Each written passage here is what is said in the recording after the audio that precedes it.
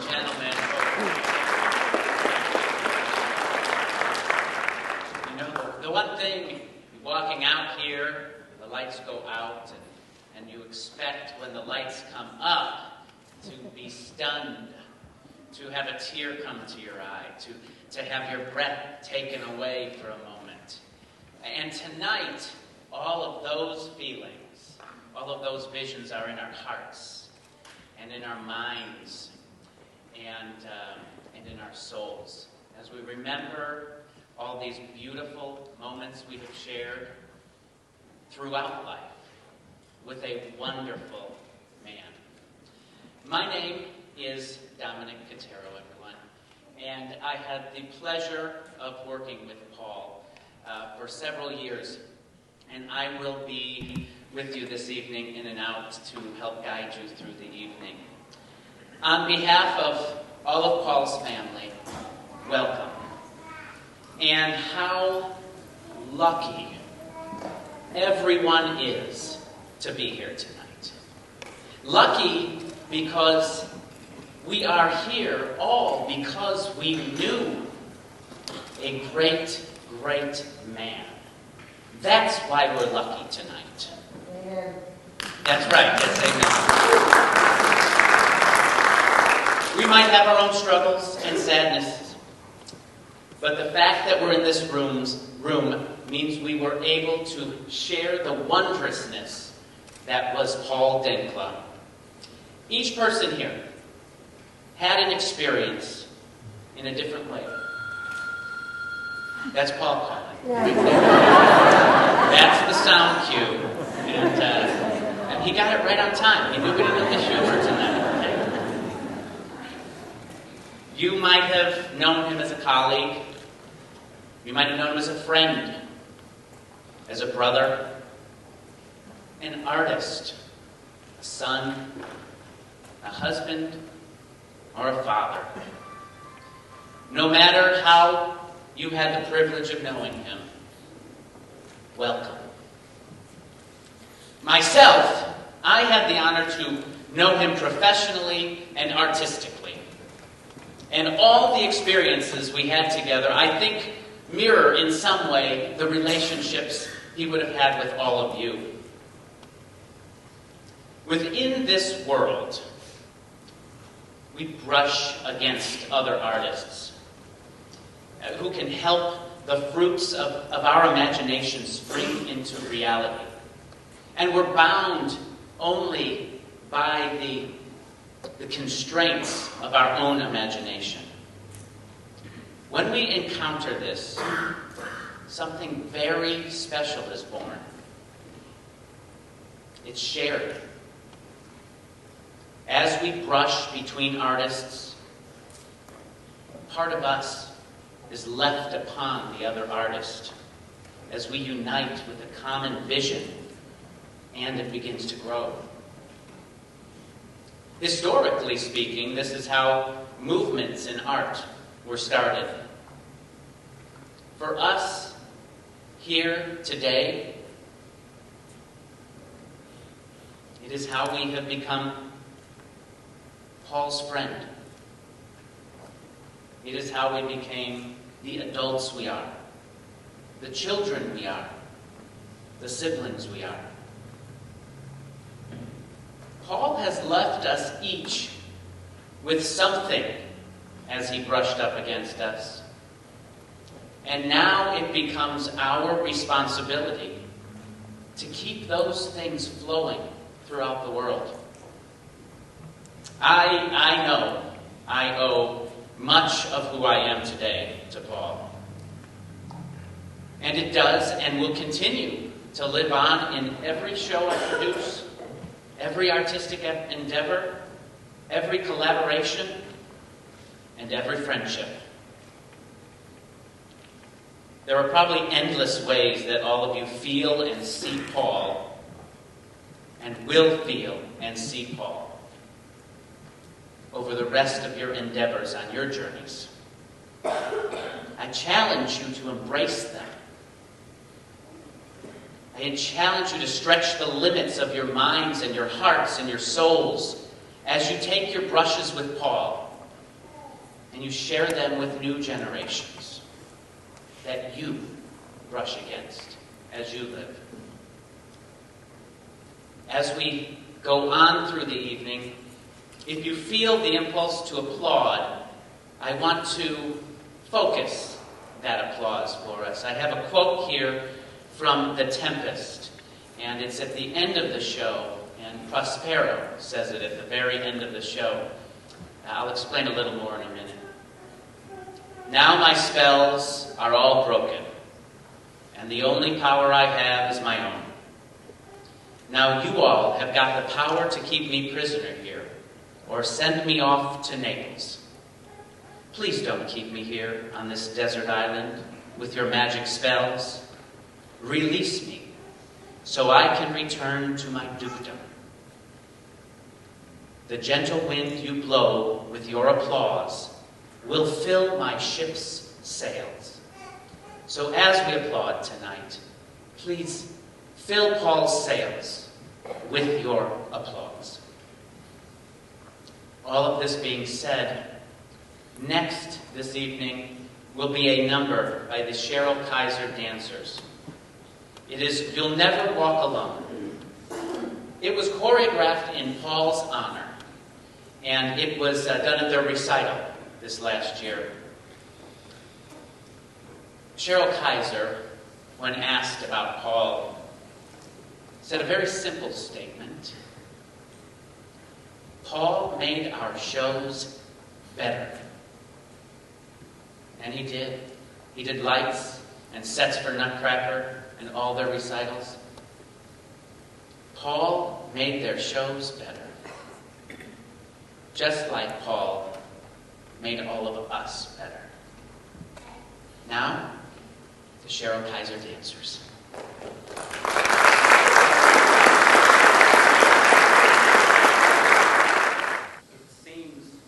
It seems when Paul's not at that board,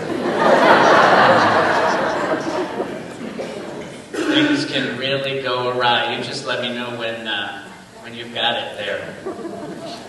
But it's funny though, the board, because the last time I was able to see and embrace Paul, I came right around this corner, right over here. And where was he? He was sitting right behind that board, right over there, and he jumped up and gave me the largest hug that I have ever felt in the world. And it didn't matter that we hadn't actually seen each other face to face for quite a while. He had a way of making me feel as though we picked up from yesterday. And that is that's one of the great things that Paul could do with everybody.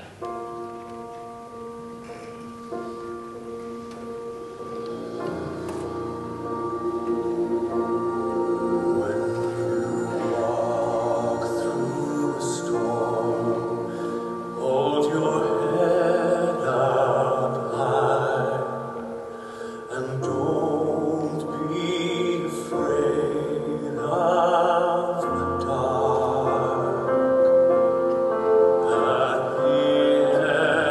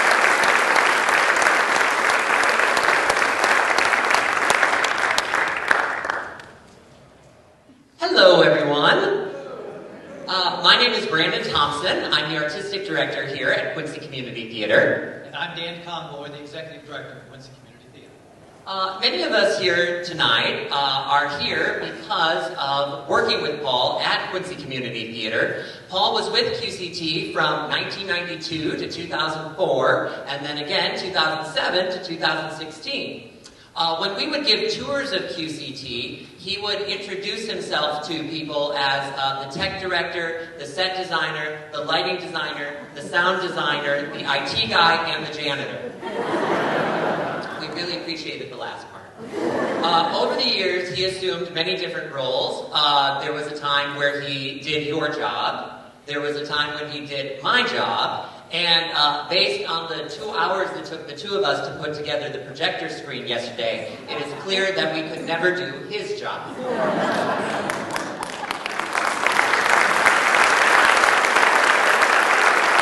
you check? Is he still standing? I think it's still there. Oh, it's there. We will have many opportunities, either tonight or in the future, to talk about experiences that we've had with Paul. And, as a volunteer, as a student, and in the past couple of years as a colleague of Paul, I've tried to take advantage of opportunities just to kind of, share our own experiences about theater or about life. And in fact, I'm probably the only person who's ever explained to him the role of being a parole officer. And he, in return, told me all about this organism called color. And, it's something that has been very, very important to Paul. And I recall the first time that we had this discussion with him was during Joseph and the Amazing Technicolor Dreamcoat, the first, the one at the Little Theater, when he looked at a patch that I had painted because he encouraged me to help him paint the set. And I said, I painted the brown patch. And he says, oh no, that's russet. And I did some searching as I try to do, because I sometimes can't find the right words, just to find kind of the right words to talk about, what color means, and especially what it means to Paul. And I found a poem by an author named Sparkling Dust. And first of all, I thought the name of the poet was appropriate for Paul.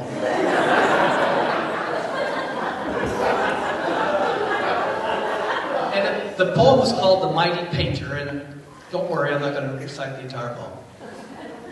But what is life without color? Just a blank paper blown away by the wind, without any story to tell, without glory to share.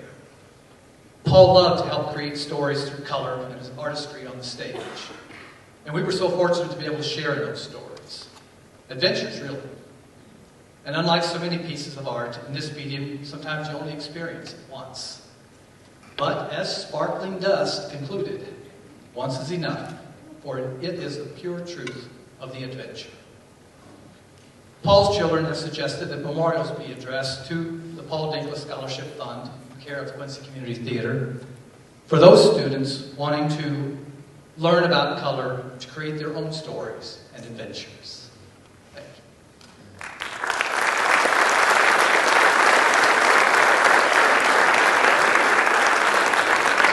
you. In just a moment, we are going to see a slideshow put together by Joe Ozier, Anne, and her daughter Elizabeth, depicting just some of Paul's theater work. Paul was my most frequent collaborator. However, we rarely saw the initial design through the same set of eyes. He'd bring in a design and have the door on the left, and I'd say, ooh, I really saw it on the right. Or he'd bring in a design and have the door on the right, and I'd say, ooh, I really saw it on the left. And there was this one time where he brought in the design and said, Paul, the door is exactly where I wanted it to be. And he said, I know, I thought of that ahead of time and switched it before I came in.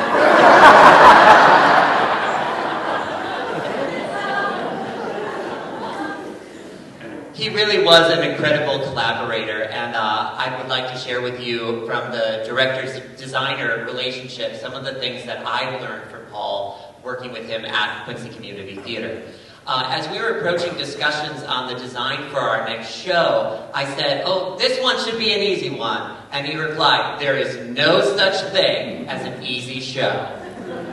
And that has really stayed with me, and I feel I have a much better understanding of that. It was a warning of sorts. No matter the size of the set, or the cast size, or if it's a play or a musical, each production will bring with it its own set of challenges. And the advice I took from that statement was that each production deserves absolute care and attention. Another lesson learned is in a design meeting, I was making a pitch for an idea, and he said, "It just doesn't say anything." From then on, our ongoing line in our design meetings was, "What does it say?" And so when you see these pictures and you look at his set work, I want you to know that every element there was because we felt it said something about the story. And as we continue to work on sets, we say it has to say something about the story. It's never just, "Oh, that looks cool, wouldn't that be fun?" It was always to serve the story. It had to say something. Paul was the hardest working man I have ever known. He often frustrated me because he waited so long to get started on his designs and on his building. But then once he got going, he just worked around the clock and put in these countless hours. And I often joked how the audience always went out humming the scenery. But I always felt, and I still feel this way, that I needed to work harder to deserve to be in his company. I've said to some that I think of Kelsey Pig as my work wife, and Paul was my work husband. I collaborated with him on more shows than I had with anyone else. Mary Poppins was an especially difficult show for the two of us. And after we closed, I went back into the scene shop, and I said, "So, Paul, was it worth it?" And he gave me that sort of disgusted, bewildered face he does, without missing a beat. I said, "Well, Paul, was it worth it?" He goes, "Oh, absolutely. I wouldn't have done it all these years if it wasn't worth it." So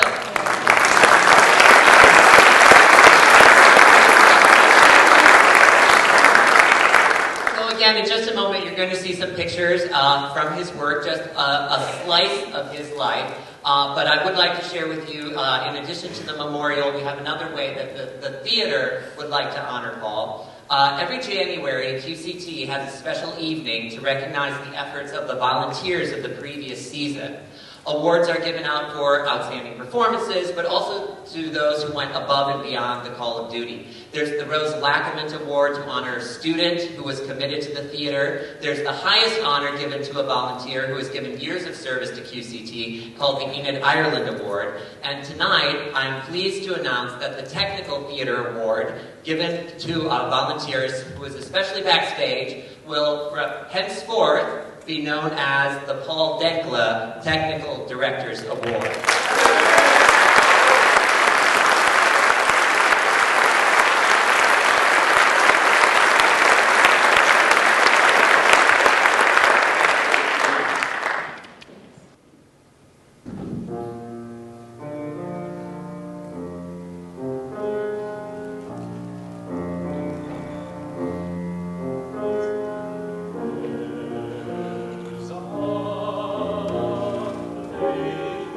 This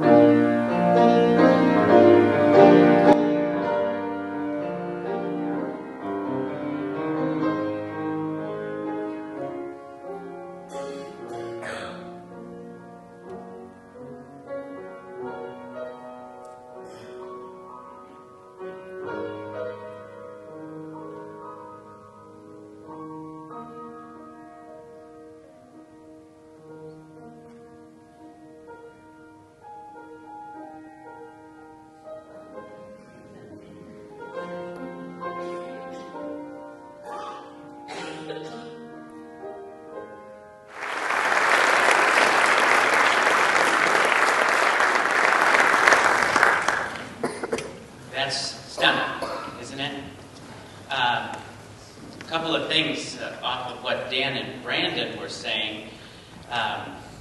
The first thing would be, now knowing what Paul thought about color, I can understand why in art he had such a problem with David Ripper buying a white painting.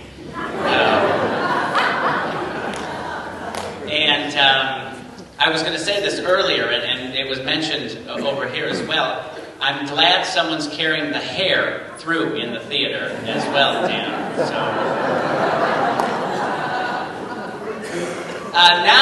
Now comes to a slightly awkward thing between Brandon and I, because the next thing on my note cards is to talk about the work spouse story that I have. And I was unaware that Brandon and Paul had that relationship. But when I was working here, my wife asked me, she said, who would your work spouse be?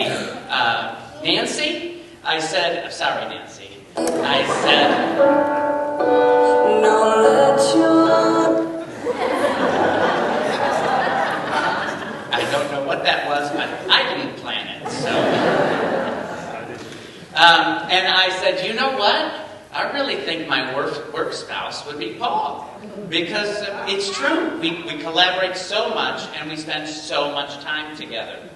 In fact, the first time that I ever came to Quincy, the very first person I ever met was Paul Denckla. I came in the stage door. At this point, I was 21 years old, barely. And this was, I was coming in to have auditions for a show that I was directing here. You're a Good Man, Charlie Brown. I came down this stage door hallway here, and I found myself back here, and I walked backstage left, and here Paul was, right about in this area, on the set of A Grand Night for Singing. And he's got purple paint all over him, and he's out on the ground with silver and purple painting, and he dropped everything. He dropped it, and he stopped, and he welcomed me, and he took me around. He showed me the whole place. It didn't matter that he was doing something. It doesn't matter that he was like, it was like tech. It was like the show opened in less than a week, and he stopped. And he had the graciousness to welcome me to this place, and I have always remembered that. Always remembered that. I also have some great collaboration stories. When we did The Graduate together, Paul walked in with a beautiful design. It was a great design. And I looked at Paul and I said, I love it. But I think I want to put it in the bottom of a swimming pool. And without a hesitation, he goes, okay, yes. And then what about this, and what about this, and this, and this. And that was the soul of his collaboration. That was the soul of who he was as a person. And I know for me, I felt at home with Paul. As an artist, I always knew I could go to him and he would be ready to yes and whatever it was I was saying. It's funny because as I was trying to put together some words, stir up some sort of creativity here, I realized that any time when I worked here that I found myself lost or had an idea of inspiration and I needed to flesh it out, the very first thing I would do was I would get up from my desk and I'd walk back to Paul's office. That's the first thing I would do. So that we could talk it out, we could flesh it out, and we could collaborate together. So we could be inspired. There was a wholeness in our collaboration that is not easily found. As artists, it is our job to open our souls and expose who we are and what we feel about a certain topic, view, or philosophy. This can be a very daunting task to some. You're putting yourself out there in the most raw of ways. But it becomes second nature when you're around others who readily do this with passion. I have learned from his bravery and fierceness that Paul had. It's that bravery which transforms artists, from person to hero. And Paul was definitely a hero. There's a quote that I have had above my desk. It was on my door here. And it is Paul to a T. It's from a Henrik Ibsen play. And it reads, I am an artist, for I was born to be an artist, you see. And do what I may, I shall never be anything else. That's Paul. I would now love to introduce Greg Denckla, who will be giving the eulogy.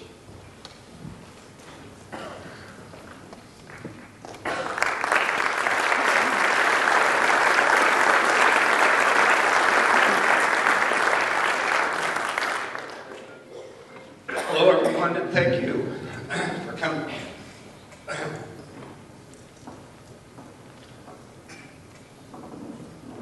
This was Paul's domain. What you don't know is I did a little acting with Paul in common. From the moment he set foot on stage, he owned it. The front of the house and the back of the house. And I'll get to that in a little bit. The couple of shows we did together, it became very obvious that I didn't have the talent that Paul did. I've never been very comfortable up here, and we all saw how comfortable he was. Nonetheless, I prepared a few brief remarks, so if you'll bear with me here tonight, I'll get started. I think I might need this.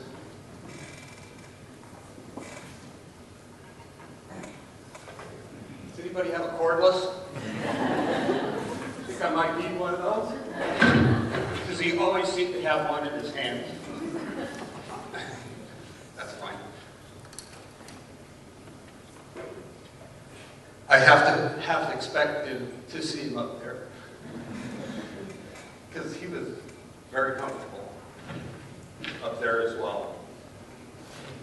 I would like to thank you all for coming out tonight and join our family for this memorial and celebration of Paul's life. As many have said, he was a wonderful son, brother, husband, and father.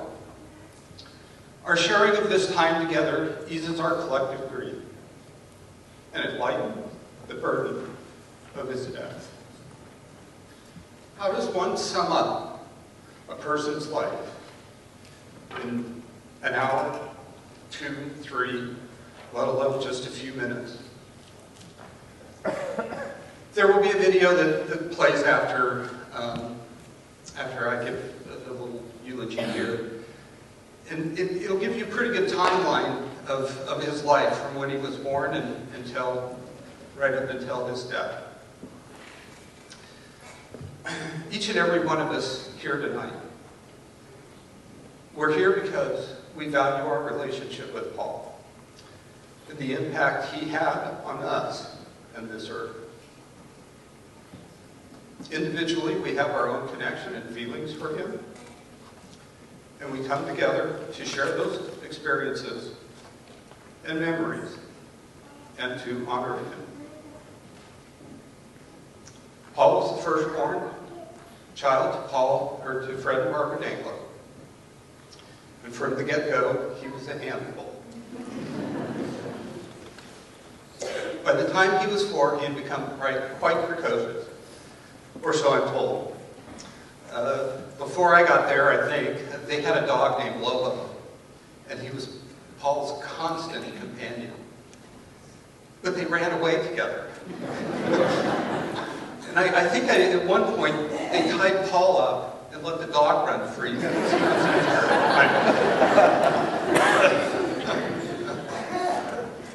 have an knack for doing the unexpected, such as getting his hair shaved at the barbershop. When we were living in Denver, it was a pretty small neighborhood. I think you walked down there and said, I want a haircut. And he said, well, okay, what do you want? It's 4 or 5, and he said, I want it shaved, and that's exactly what they did.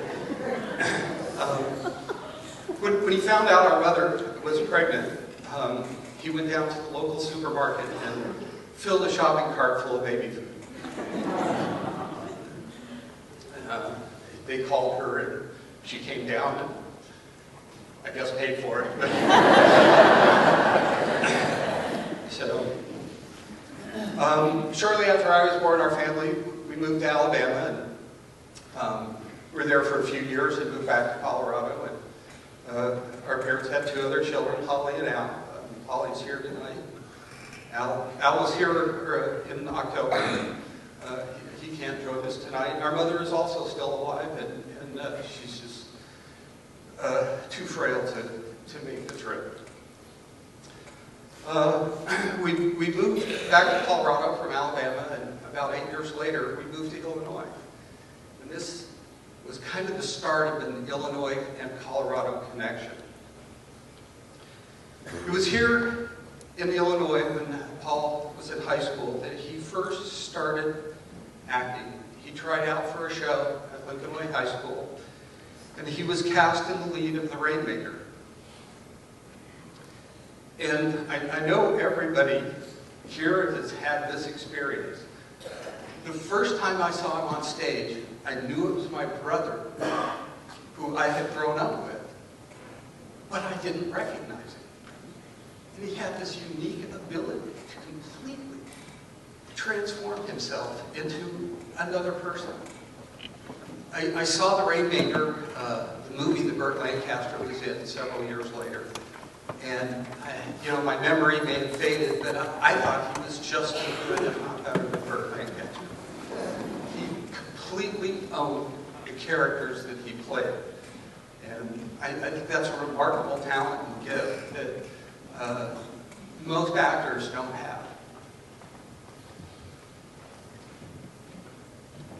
After he graduated from high school, he went to Western State College in Colorado, moved back to Colorado, where he majored in theater arts and started to learn stagecraft, lighting, sound, and honing his acting skills. He was in quite a few plays. We'll see some of his early roles in this video that we'll be playing. But again, he really honed his craft there and started to understand what it took to make the theater his life's work. After graduation from college, Paul moved to Denver, and he and a group of friends, and some of those friends were from Western State as well, they founded a company of players, which was a children's theater in Denver, Colorado. They rented a space on 17th and Race downtown and constructed a theater there. It was a children's theater, and they actually started marketing themselves to the schools so that they would have regular audiences. And it became quite successful. So much so that the company of players was invited to be a company in residence at the Arvada Center in Arvada, Colorado. He and this group of people, Connie as well, they really turned it into a legitimate theater that was outside of the city limits of Denver. And it's still there today. In fact, a year ago we did a tour of the new theater there, and that what they have now was built on the shoulders of a company of players. But fortunately, and Connie and Paul got married and had Hannah and Marion, and unfortunately they got a divorce. And Connie returned to Quincy and with the girls. Paul really wanted to be near his girls, and lo and behold, an opening became available at the Quincy Little Theater, which is, I think, what it was originally called. And he took that opportunity to move here to Quincy, Illinois, to be with Connie and his girls. And I think my understanding is the Quincy Little Theater became what is now the Quincy Community Theater, which is in this incredible facility that he was instrumental in making it what it is today. And the folks here, you probably know better than I do and our family how much blood, sweat, and tears he put into this building and the productions and steps that he designed here. You know far better than I how much he dedicated his life to the theater. As I look back over my lifetime with Paul, and people have mentioned this here tonight, his work ethic was unbelievable. He had so much energy. He was strong, even up until the end. Pretty remarkable to think that he could pretty much do the work of two men single-handedly. And I experienced that with Paul too. We built an addition on his house and remodeled things. We did a lot of construction together, so it was something that we shared, and has been mentioned as well. You know, there was this nonverbal communication. I'd go out, he would come up and visit us in Colorado and start shoveling snow, and 5 minutes later, Paul's right behind me, just scoop for scoop. So that was a great thing that we shared together. What you might not know about Paul is what an athlete he was, and a very, very good skier. Scott and I were talking just before we got started tonight, and how much he enjoyed being on the slopes and how good he was. He came out in March for his last ski trip at the basin. You'll see a picture of that with our family. And he probably hadn't skied in quite a few years. And he just picked it right back up. And he looked really good. He skied hard and thoroughly enjoyed that time. So that's another thing that Paul and I have shared, and his family as well. Paul and Catherine Lerner also were married and have 2 children, Juliet and Lewis, and Catherine and Lewis still live here, and Juliet is now living in Chicago. And Bracy Pathy is also his wife, and his 3rd wife. I know that brought a lot of joy to his life.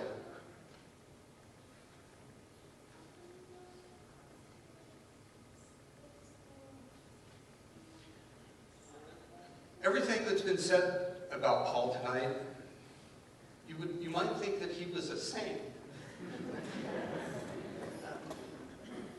But we all know that he was far more complex than that. And that could be talked about in a brief few minutes.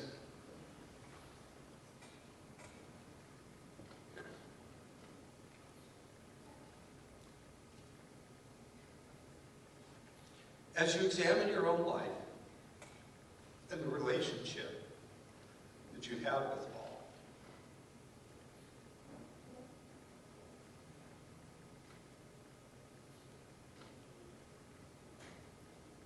I would just ask you to forgive his faults and foibles and learn from those. Take the good that you know of him to honor his memory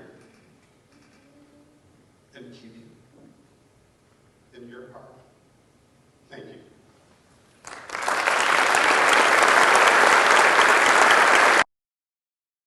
I will remember you.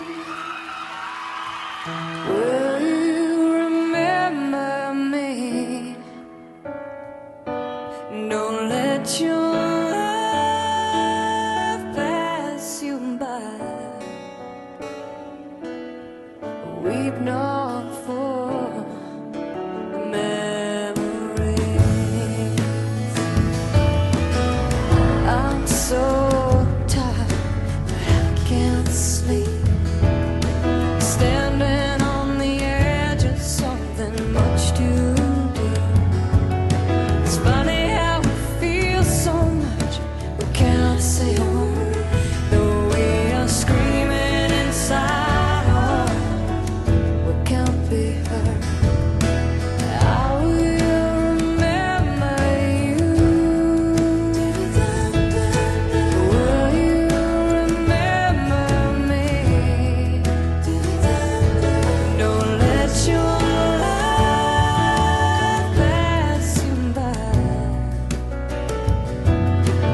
Weep not for the memories.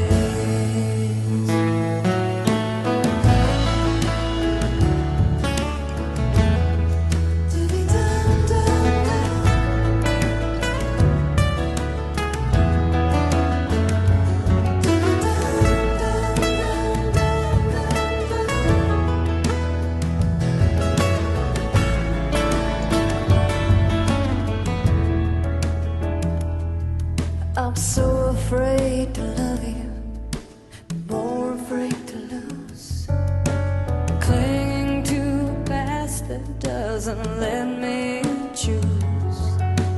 Once there was a darkness, deep and endless night. You gave me everything you had, all you gave me life. And I will remember you. Will you remember me? Don't let your life pass you by. Weep not for memories. I will remember you. Will you remember me? Don't let your life pass you by.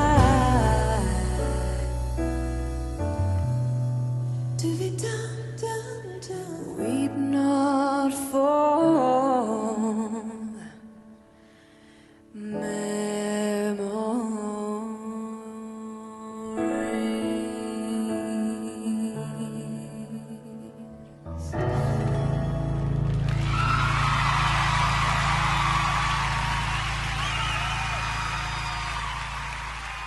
Thank you.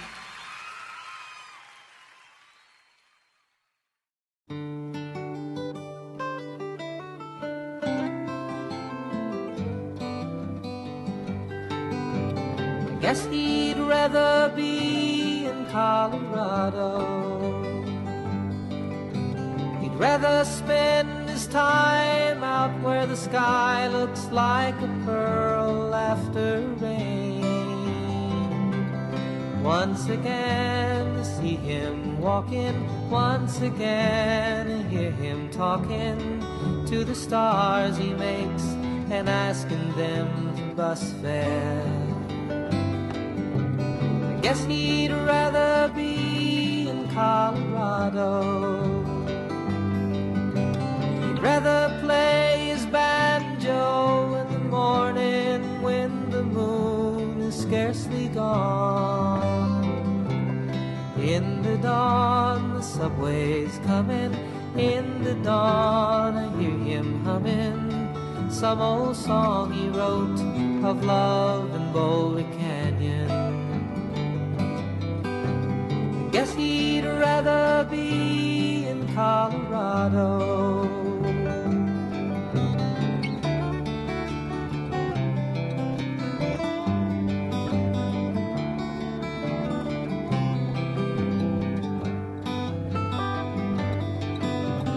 Guess he'd rather be in Colorado. Guess he'd rather work out where the only thing you earn is what you spend. In the end, up in his office, in the end, a quiet cough is all he has to show. He lives in New York City.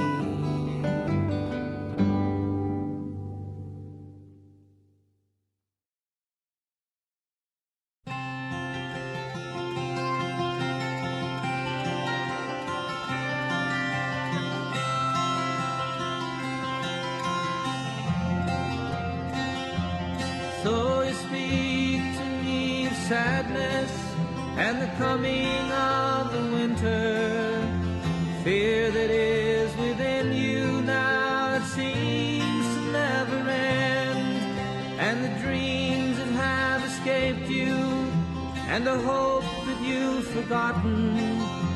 You tell me that you need me now, you want to be my friend, and you wonder where we're going, where's the rhyme, where's the reason, and it's you cannot accept. It is here we must begin to seek the wisdom of the children, and the graceful way of flowers in the wind. For the children and the flowers are my sisters and my brothers. Their laughter and their loveliness could clear a cloudy day, like the music of the mountains and the colors of the rainbow. They're a promise of the future and a blessing for today.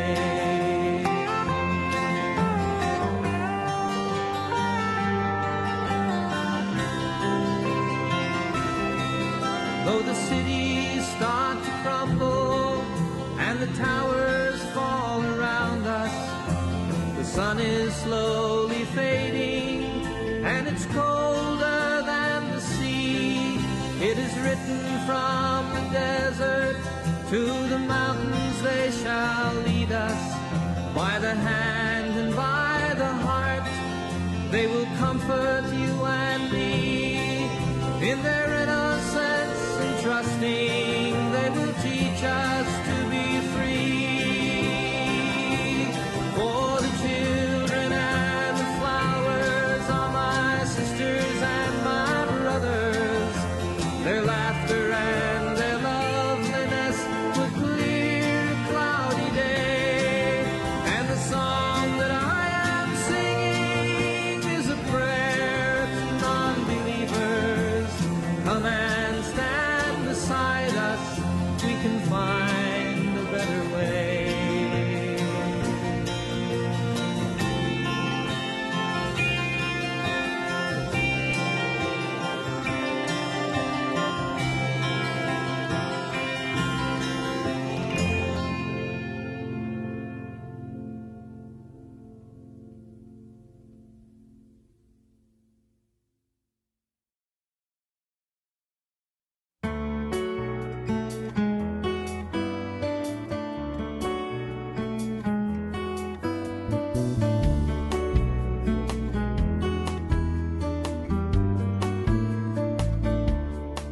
You're a falling star, you're the getaway car, you're the line in the sand when I go too far.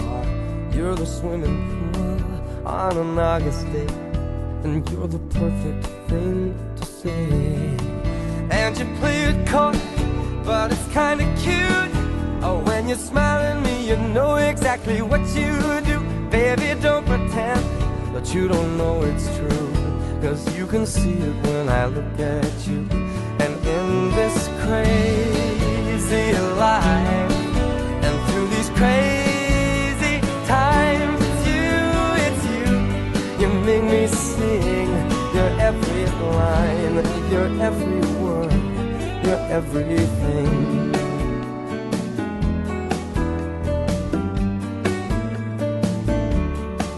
You're a carousel, you're a wishing well, and you light me up when you ring my bell. You're a mystery, you're from outer space, You're every minute of my everyday.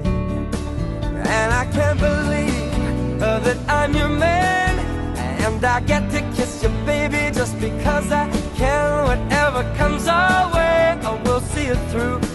And you know that's what all love can do. And in this crazy life, and through these crazy times, it's you, you make me sing. Your every line, your every word, your everything.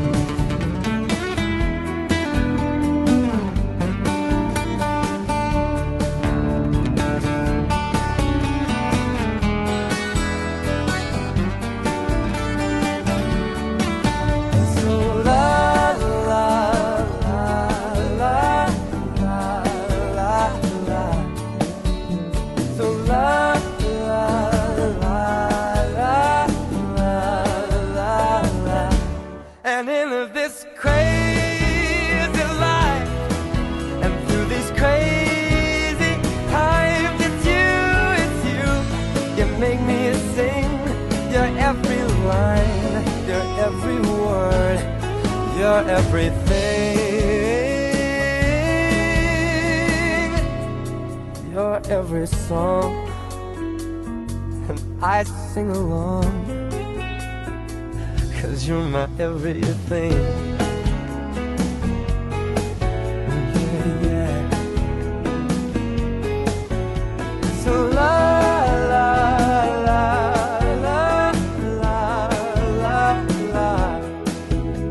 So la la la la la la la la.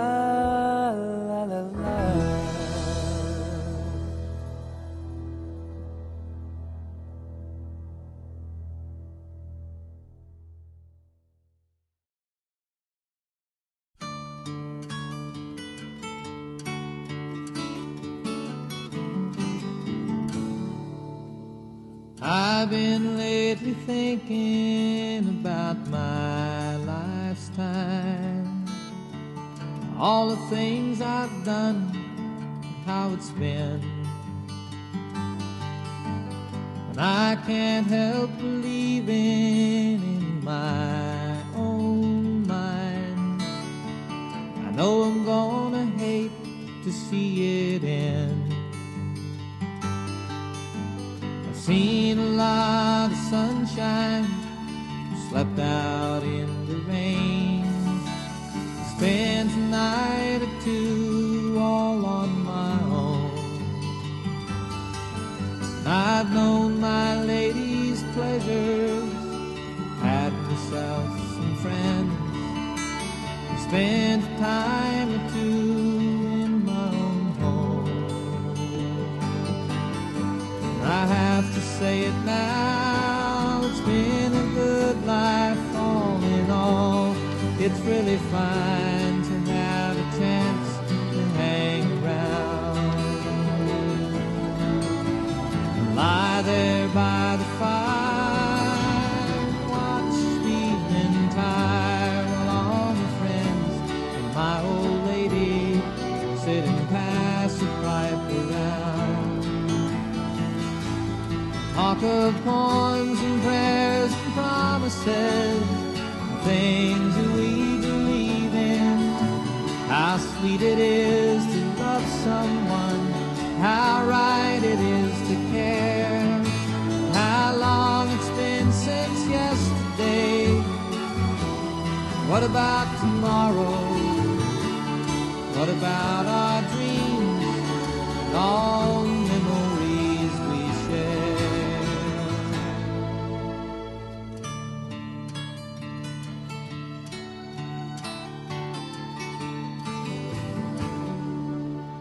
The days they pass so quickly now, nights are seldom long. Time around me whispers when it's cold. The changes somehow frighten me, still I have to smile. It turns me on to think of growing old. Though my life's been good to me, there's still so much to do. So many things my mind has never known. I'd like to raise a family, like to sail away, dance across the mountains on the moon. I have to say it now, it's been a good life all in all. It's really fine to have a chance to hang around and lie there by the fire, watch the evening tire, and all the friends, my old lady, sit and pass a pipe around, and talk of poems and prayers and promises, things that we believe in, how sweet it is to love someone, how right it is to care, how long it's been since yesterday. What about tomorrow? What about our dreams and all the memories we share?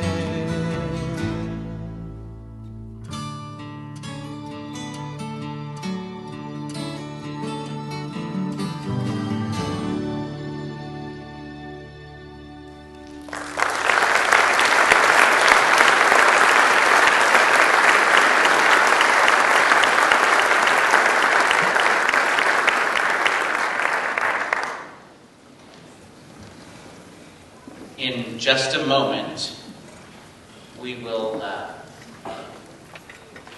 be singing the song, Let It Be. The lyrics are both in your program, as well as they will be projected up on the screen over here. There will be, everyone has a candle, and there will be a flame that will be passed around. Please light your candle. The song will be the conclusion of this portion of the evening, but the family does welcome you to go out into the lobby following this portion and converse, tell stories, laugh, and let a little bit of what brushed off on Paul onto you brush off onto each other. Thank you. Have a nice night.